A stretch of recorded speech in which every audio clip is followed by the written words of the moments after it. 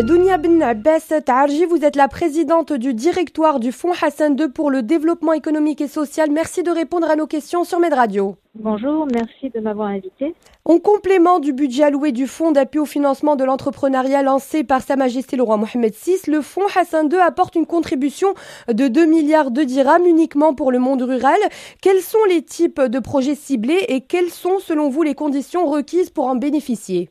Alors effectivement, le financement apporté par le Fonds Hassan II est spécifiquement pour l'entrepreneuriat dans le monde rural et il vise à accompagner les banques qui financeraient tout type de projets dans le monde rural qui seraient des projets d'entrepreneuriat, donc des entrepreneurs, des jeunes porteurs de projets ou des petites ou très petites entreprises, que ce soit des entreprises agricoles ou non agricoles, et le financement également de petites exploitations agricoles, qu'elles soient portées par des personnes physiques ou des personnes morales. Donc vous voyez, le champ est l'esprit, c'est vraiment de financer la création d'entreprises ou la transformation d'entreprises et de la petite entreprise. Alors justement, pour assurer l'impact de la mise en place de financement, un mécanisme de suivi sera déployé. Comment sera-t-il étalé ? Alors, il y a bien entendu les mécanismes de suivi qui sont au niveau de chaque banque, partenaire du projet, et en premier lieu le Crédit Agricole et le Bajid Bank.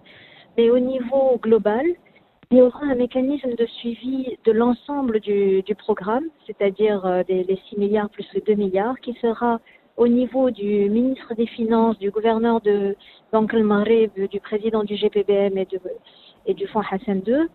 Et ce mécanisme, en fait, c'est une réunion régulière pour faire le point sur les résultats. Et quand on parle de résultats, c'est en termes d'impact, c'est-à-dire combien il y a eu véritablement d'entreprises qui ont été accompagnées, créées, financées, combien de créations d'emplois, dans quelle région, dans quel secteur d'activité, quel type de projet, etc.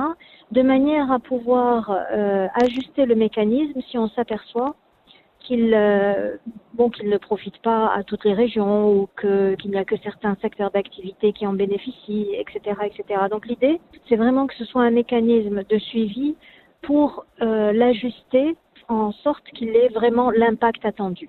Dounia Ben Abbas Taarji, je rappelle que vous êtes la présidente du directoire du Fonds Hassan II pour le développement économique et social. Merci pour ces réponses.